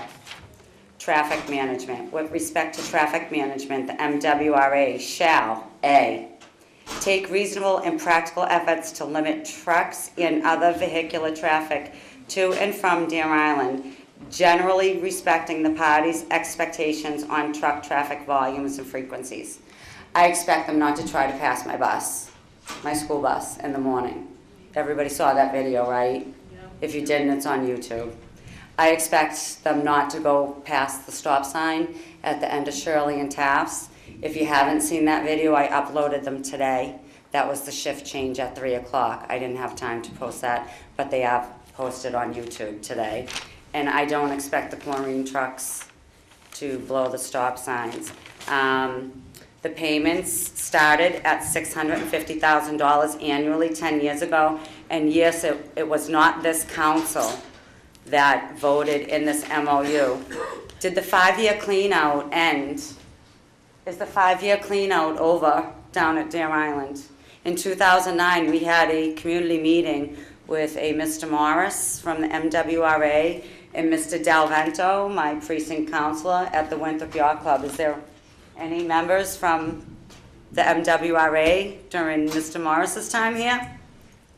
Yes. Okay, so is the 5-year clean out done? The digester clean out.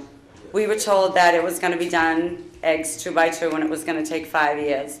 And that was the major increase of a lot of the trucks and the chlorines. Yes, we did have an increase in traffic at that time to remove some of the materials from the digesters after the cleaning, yes. And that is complete. Would you consider that would have fallen under this MOU in the past 10 years with how it says reasonable and practical efforts to limit trucks and other vehicular traffic, generally respecting the parties' expectations on truck traffic and volumes and frequencies? Because it went from a couple trucks a day beginning at that clean out to where we are today. I believe that's why there's so many of us, especially from the point, that are frustrated, because for the past 5 years, we have so much property damage. Kathleen said it last week at our meeting.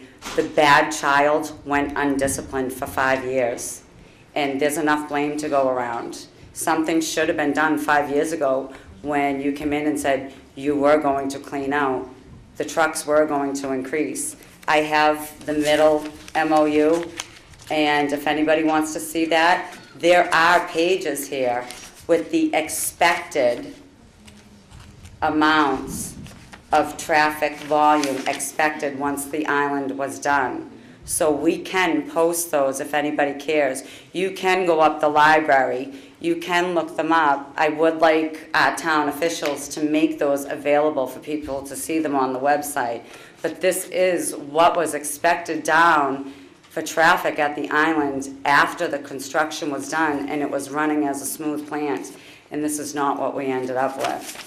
So it went from 23 pages to 8, and 2 lines of that has to deal with the traffic that we've been inundated with. And my son and daughter cannot cross Taft Street to get to the beach, and I don't think that's very fair.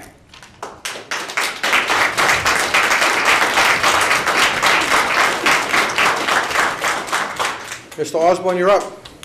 Thank you. By the way, I just have to say one thing, because there are a lot of people here who are very vested in this, but Mr. Osborne has probably done more research on this than any citizen I've ever run into in my various hats I've worn over the years. So. The ambulance issue, when the town took over the ambulance service, I think MWRA was making a payment of about $250,000 a year. And for us taking over the ambulance service saves the MWRA close to, by its own mentioned number, $1 million. So we are saving the MWRA $1 million on the ambulance system. So it goes both ways. But I'm opposed to the trucking, but I am opposed to that whole thing they want to do on the driveway. That, to me, is the issue. And the issue is, I've looked at the energy numbers that were proposed as what you expect to do. It looks like maybe a couple of $1 million in savings on energy. But when you project upwards of $30 million of a capital expenditure that we are going to pay so that an interloper may benefit from, I find that to get back and recover $30 million of capital investments, the barge, the combined heat and power plant that you're going to need, on and on and on. Who's paying for the studies by CMD? Who's paying for the feasibility? I mean, it goes. And I have a list here. It's in the tens of millions of dollars before you make a penny. So when you start making a penny, you have to account in your management of budgets here is how long before you begin making a real profit. And Mr. Lasky, it is not there. So this is all a political issue on greening, reaching the governor's projections of green energy sources. This is all for that. It's nothing to do with the ratepayers. And it has no stability whatsoever with the ratepayers. It helps nothing. It reduces nothing. So my point is, not only does he have to stop the train, this has got to be stopped in its tracks, and you have the opportunity to do that, and I wish you would. Thank you. Yes. Okay, I don't know, I was under the impression that we needed to kind of wrap up by 9, but we still have we can go all night if you want, but, ma'am, I mean... Yes, you keep mentioning about the deviation monies. I'm sorry? You keep mentioning the monies that the town receives, Yes. $700 and some odd $1,000. 9 years ago, that contract was cemented in. It's my understanding that our partners to the South Shore that serve on the board, your representatives from Quincy and Hull and areas like that, are absolutely infuriated, and that Winthrop is not going to see a new mediation package. That they are opposed to it, and they said this is the 9 years, it's ending, and that's it. They are opposed to it, and we're not going to see any more monies from that. Could you do a point of clarification? Yeah, This is in the spirit of Marie Turner, God rest her soul. Well, look, it's important to realize that our revenue comes from the other 60 cities and towns, 40-something, anyway. It's a net sum gain. So when the town of Winthrop gets a $740,000 payment, the city of Boston, which pays a third of the bill, it's like the city of Boston writing a check for, $240,000 to Winthrop and saying, here. So there is a certain pushback that comes on these MOUs. Quincy, there's only 2 communities that get these payments. Quincy, because they have the pellet plant, and Winthrop because it bears the brunt of the traffic or the impacts for Deer Island. And there's a pushback from the other communities saying, well, wait a minute, we have certain facilities, we have this, we have that. Why should we pay Winthrop or why should we pay Quincy? So there is that dynamic, and we just ended a bitter fight over extending the Quincy MOU for 18 months. So I don't want to say where we're going on this thing, but, I think the chief... I'm sorry? How did you make out with Quincy? We gave him 18 months to line it up with the end of the Winthrop payment, and then the discussion will begin about what are we doing going forward. So I think you've asked me for an assessment of the dynamic, and I don't know, Chief, did I capture it correctly, or? That's correct, and when I tried to defend myself with a lot of folks in Winthrop, and a lot of you didn't hear it, I was sitting down last siesta having dinner one night, and this well-dressed woman walked up to me, I didn't know her, and said, Chief, finish your dinner so we don't have to truck it. So I've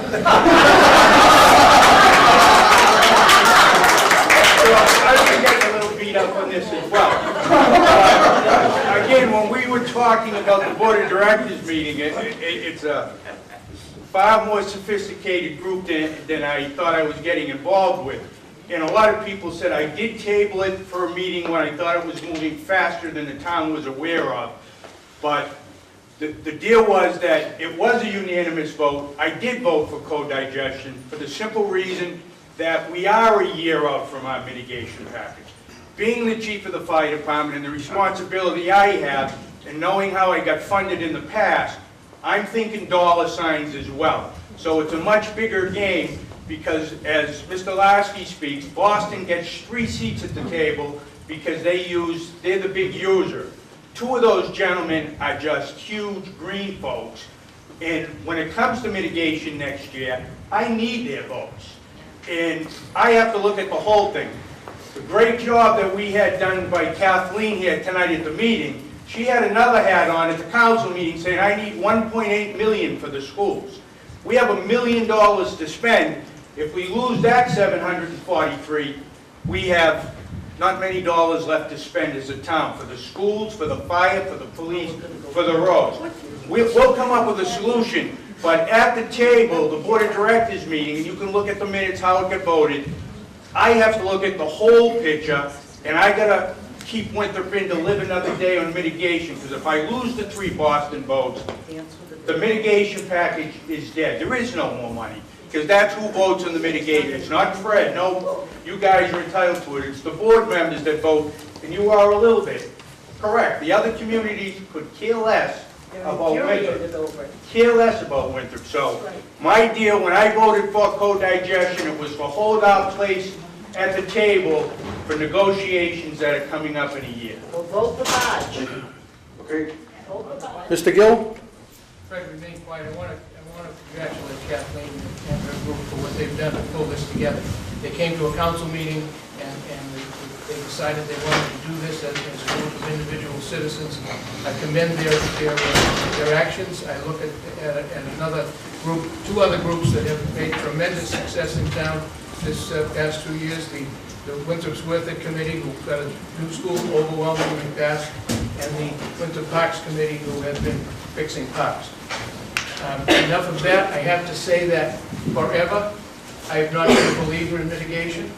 I'd rather pay more real estate taxes and have a higher quality of life. But let's look at this, and what I'm hearing from people is, we need more money for the schools, we need more money for police, we need more money for fire. Now if we take 744, it's your choice, and I need to have you guide me because I'm going to be doing the next mitigation package. If we take $744,000 that MWRA now pays us and have no more trucks, then we're going to have a better lifestyle in this community. However, to maintain just the budget that we have now, we're going to have to come up with $744,000 just to maintain what we have now. Where is that $744,000 coming from? How many people in this room right now will raise their hand and vote for a $2.5 override?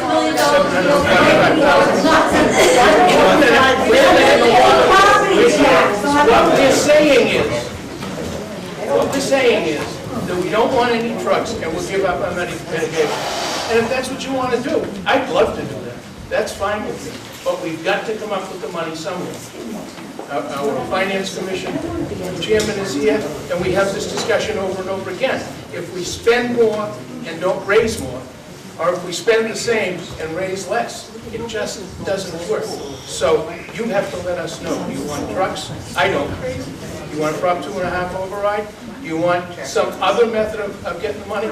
If it's a dollar and cents issue, then we have to look to MWRA. Not just the 744, as Paul said, the fire engine.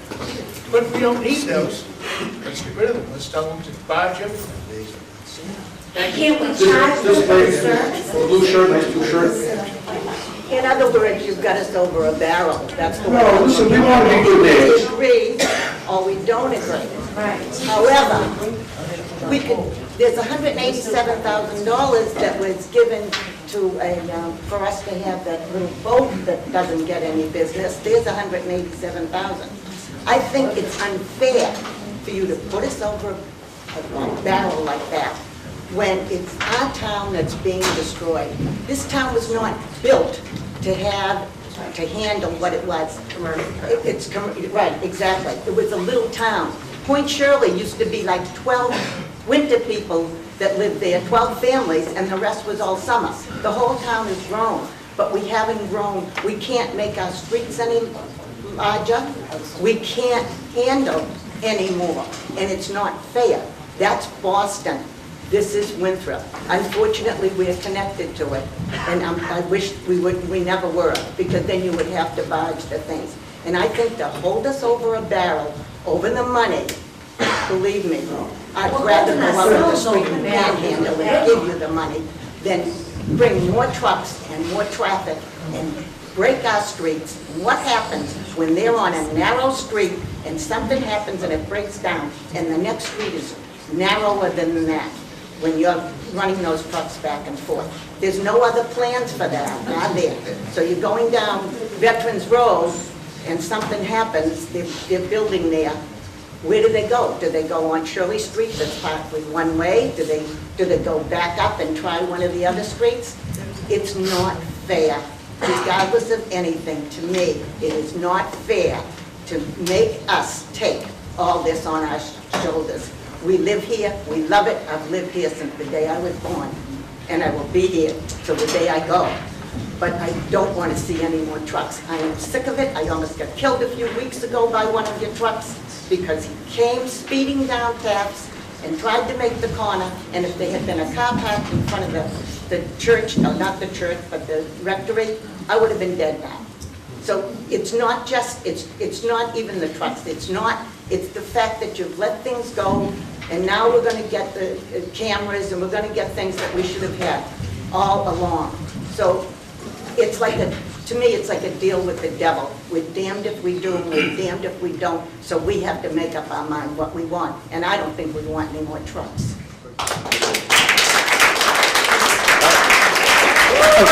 I kind of lost track. I want to go to, have anyone at the hand not spoken yet? Everyone's spoken? Did you speak, sir? Well, why don't you go then? Here. Oh, have you spoken? I'll go with him and then to you, and then we'll go, because the others who have spoken, I know. Sir? One thing you brought up with the mitigation, that you're getting a lot of pushback from the communities saying that Winthrop and Quincy don't deserve monies. That's basically what they're saying. We would be very happy to make them a deal. They can build a sewage treatment plant in their backyard. They more than happy to let them build it in their backyard. They got the shipyard. That's the deal that I think Boston would choke on. Because they really wouldn't want that on being killed. It's a complex chess match. No, it's more like tiddlywinks. The chief plays it well. They're throwing. Does anybody feel, the meeting that we had down at the point, you had a 2-hour meeting. If we let these people go home, you've been out of your houses twice in the last 5 days. Does anybody feel like they've been railroaded? All the gentlemen from the MWRA came tonight. I think this has been a great meeting. I think it's been very successful for everybody. It's all on hold. No, it's all on hold. It's all on hold, but does anybody feel they're being railroaded if the meeting was to end at 9 o'clock tonight? No. Okay, if anyone hasn't spoken, that's fine. Okay. I guess I was done. Medford. This gentleman should have been allowed to finish. He's still speaking. Oh, I'm sorry, I thought you sat down, I'm sorry. I'm very sorry. Go ahead. Sure. Also, the mitigation money that we're receiving. Now, I'm not going to begrudge the fire department and the police department that money. They earn every dime of it. But on top of that, and on top of the damage that the trucks are doing to people's houses, we are getting gouged on our water sewer lines. Not overcharged, but we're getting gouged. Now, we've got trucks barreling through town, your own employees, obviously you have never taken a driving lesson because they don't know what a speed limit is. You're proposing this scheme, which I got no problem with Co-Digestion, I got problems with trucks. And we're paying, well, to be honest, if the price keeps going up the way it has been, here pretty quick it's going to be cheaper to fill my truck than my bathtub. And it's getting a little crazy. Anyway, who's this gentleman with the green coat? I had a lot to do with Deer Island. When I was in high school, I used to work on the old sewage pumping plant in Summers. My dad worked for the MDC. I grew up in Winthrop. I'm now an architect, and I worked on the Deer Island plant, and one of the primary jobs are water treatment plants and sewage pumping stations. So I seem to have been stuck in the same business all my life. And when we were doing the plant, back in the late 80s, early 90s, and they were building the dock out there, I remember asking questions of the MDC, Wastewater and Sewer people, and they said, oh, after the plant is done, this is of course verbally, but after the plant is done, from that point on, everything will be barged in. I said, oh, that's good, you know. Well, everything has been barged in. And they certainly built a magnificent dock out of it, and it works very well. And now you say it's kind of old and hasn't been used or something. Why didn't you keep it up? Yeah, that's a good question. Well, I think I mentioned because there was a very substantial premium to barge versus trucking. But a barge holds, I'm just telling you, that's what the purchasing shows. It was cheaper to ruin our town. That was cheaper. But see, that's the MWRA, not Winthrop. And when you're creating a business and building your infrastructure, you plan for that. So I don't understand why the capital investment wasn't made up front, and then there wasn't contingency for maintaining that and even increasing it over time. It sounds to me like the original plan was always to have fallen back on this, the sleepy little middle-class bedroom town of Hamlet. All right, good. Well, sir? You know, in the city of Cambridge, you can't bring a truck in until after 7 o'clock. They don't let a truck come into the city. Well, we can talk with the police chief about the timing. We were under the impression, we've had kind of a rule of thumb, to get the trucks in before the morning, the school rush, and then have them go out after the kids are in school. Why So, don't we have them at 4 o'clock in the morning? well, again, that's the thing. Some of it's beyond our control. We have, like, as I said, we have a truck coming up from Delaware or New Jersey, where it's coming from, and it gets stuck somewhere, and they show up in the middle of the night. We try to tell them to stay out. Yeah. Locking the land and like everybody else. Yeah. Okay. No, it's a point well taken. It's a point well taken. Ma'am with the red shirt. Yeah, I'd like to ask just one question about the trucks. You Sure. talk about them coming in from everywhere. I'd like to know who keeps track, who inspects them, and how do you know they're current and they're good drivers and everything? Do you have records on all these drivers? And we'd like to know where they come from. Is there, you know, every single day on the news, every single day this week, I think, there's been on the news, a truck has gone, tipped over here, gone up a ramp, a cement truck tipped over on the gas pipe the other day. It's here every single day, so there's got to be, I'd like to know who has control over these trucks. Well, I think the Department of Transportation makes sure that they're all licensed and they're doing okay. There's a CDL, they're required to have a commercial driver's license, which requires them to have drug and alcohol tests. When they show up, we have to do an inspection on the product to make sure that everything's intact. But it's really, this part of it is beyond the contract specs require that all the trucks are licensed appropriately and the drivers are appropriately, but we don't actually do vehicle inspections, but we make sure that they meet the law. And the state police are involved. The state police do the weight tests and those things. It's like any other truck that comes into the town. So, sir, down there. It's been mentioned that these trucks come in the middle of the night. Raises the question about how long they've been on the road. Seems to me that there are limits to the hours that they're supposed to be driving. So that may be, and maybe we can look at trying to find a holding spot for them. But I do know, and this is just anecdotal, that some trucking companies prefer to travel through the night because they miss all the traffic. But again, I don't know the answer to that. So it's a point well taken. Councilor? First thing I want to do is I'm trying to make this a whole non-political thing. But I want to thank Dawn, John, and Kathleen for getting a group together the other night. And I want you guys need to keep that rolling. There are three issues going on that are consistent issues that we face this time of year. One out of the three we addressed, we've got the immediate pilot program on hold. Second is existing trucking. This group needs to stay, get organized and stay on it. The third issue is coming up that wasn't discussed at all tonight is the summer, parking, use of the island, night activities at the island. It gets hotter, what goes on out there. We need to bring that to the forefront also, because instead of being proactive, instead of reactionary. So I know we've had state police details out there and worked things out in the past, Freddie. Hopefully we can work something coming up before it gets to be that parking and nighttime issue we have down the parking lot. Right.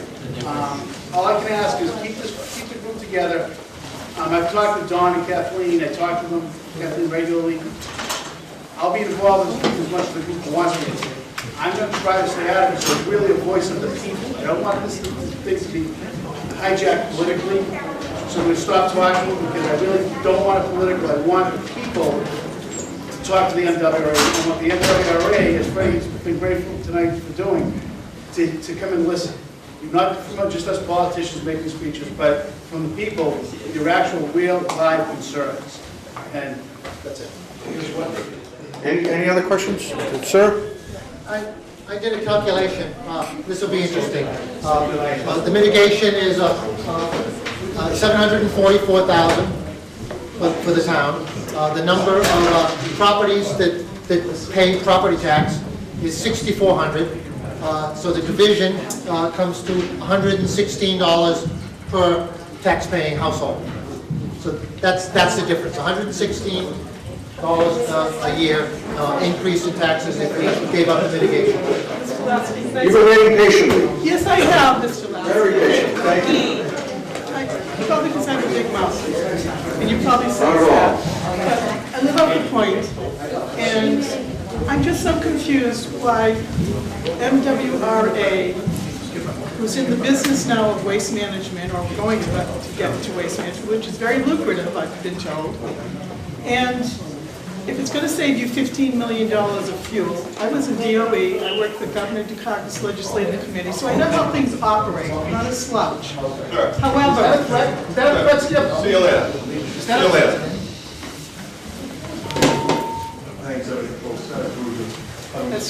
sorry.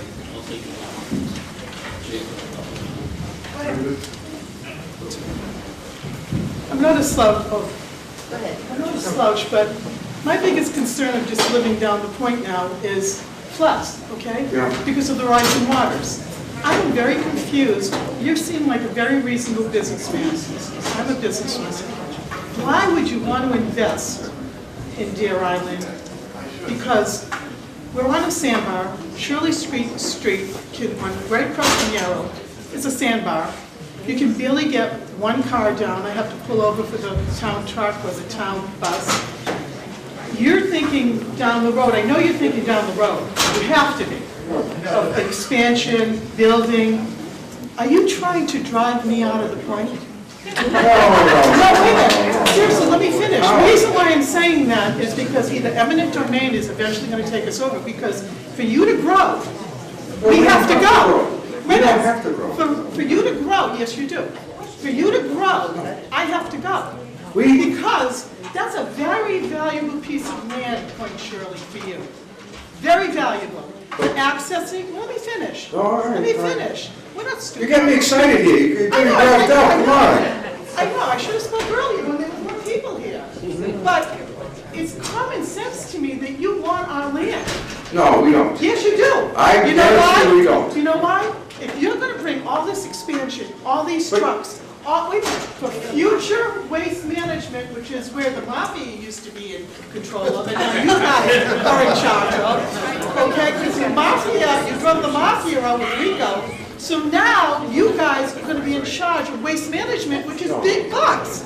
Okay, can I go now? No, you've been talking. They're killing me, they're killing me. You haven't called on me all night because Oh, you were in first.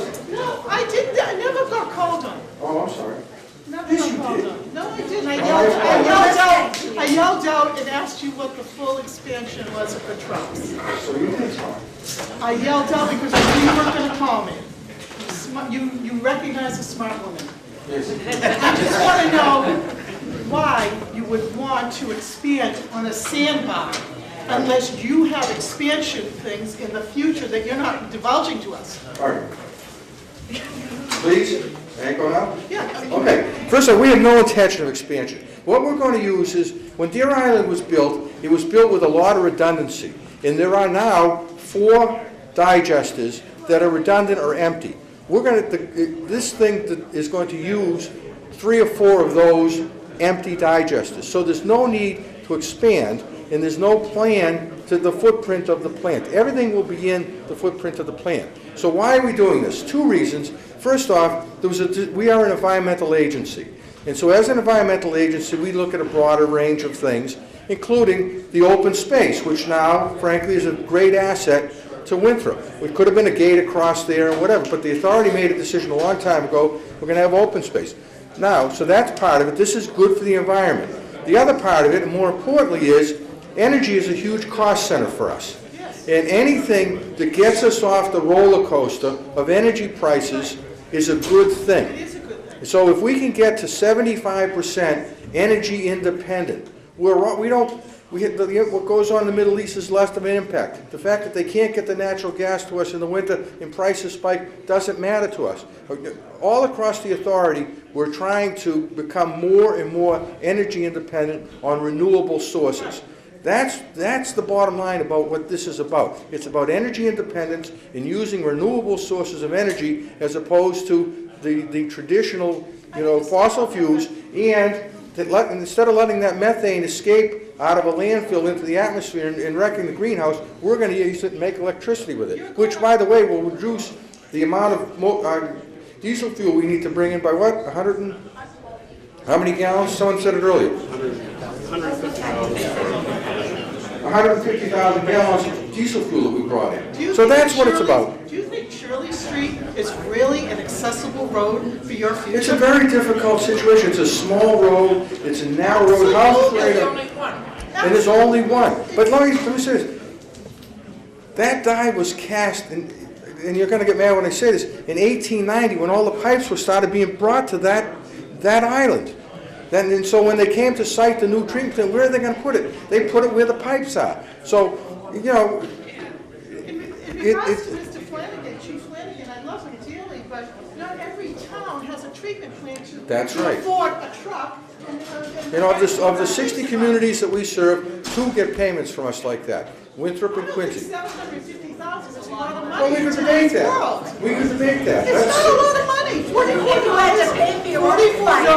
$44 a person for a household in Winthrop. That's not a lot of money. I want you to take better care of us if you're going to abuse us. Seriously, no, seriously. I get the message. No, seriously, I live up the point. Seriously, the streets are bad, the flooding is bad. What happens when it starts to flood and you can't get past Shirley Street? How are your trucks supposed to come in? We can't even go home. Well, if the truth be known, there are times that we take our heavy equipment out and help open the street. So we're good neighbors. The tide waters. I understand that, and there are times that the island is isolated. Absolutely, there are times that the cobbles are blown over and down the street and block the entrance in, where you can't get in. Your report also said that one of your side effects to this composite problem situation is the increase of rodents and odor. Yes. You said that in your own report. Yes. Yes. Didn't she? Please back me up on that. Yes. Yeah, it was in your report. Yes. Hey, Cookie, if I can just interject for a second. Sure. Sorry. No, please, no apologies. I just think with Mr. Lasky, has given us time, and now Mr. Lasky knows that he's going to be coming to Winthrop more and getting to know all of us better. I think everyone is. Right. Excuse me? You don't want a relationship. Well, if you don't, that's, and I can tell you, that's the absolute. If I can be blunt, since you're being blunt, I'll be blunt. That's the absolute wrong attitude to have. If we don't, we want to partner with the MWRA, saying that this island is here. This island isn't going anywhere. We need to, if we're going to be successful as a citizens committee in everything, we have to partner with the MWRA. Otherwise, it doesn't work. Again, it doesn't mean that I can't disagree with Mr. Lasky on something, and you can't disagree with Mr. Lasky. But, and again, but that's where it comes to, and I hope, Mr. McKenna and stuff will let me be involved in the process. I don't like our current MOU, I think it stinks. And that we can try to get him there, if you will. But what I'm saying is we do have to partner with him. We don't have it in our budget to enforce the last MOU, I was told at the last meeting. We don't have it in our budget to enforce But again, can I just be the honest things that they promised as far as escorting trucks. It's not in our But budget that's to also, enforce you know what, that is also though an issue, to me, that's less of an MWRA issue, that's an issue with our town. When the original monies came in, our town chose to just fund our line items with that money. They didn't earmark it for certain things, they could have put it in a water and sewer to help us fund our rates.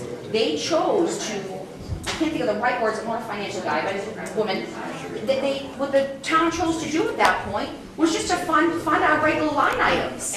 The town screwed up, actually.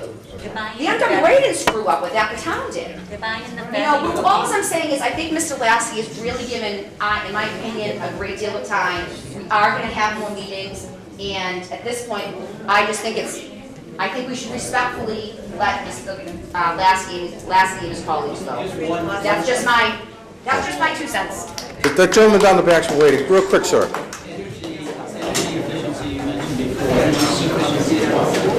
Why aren't the turbines running all the time?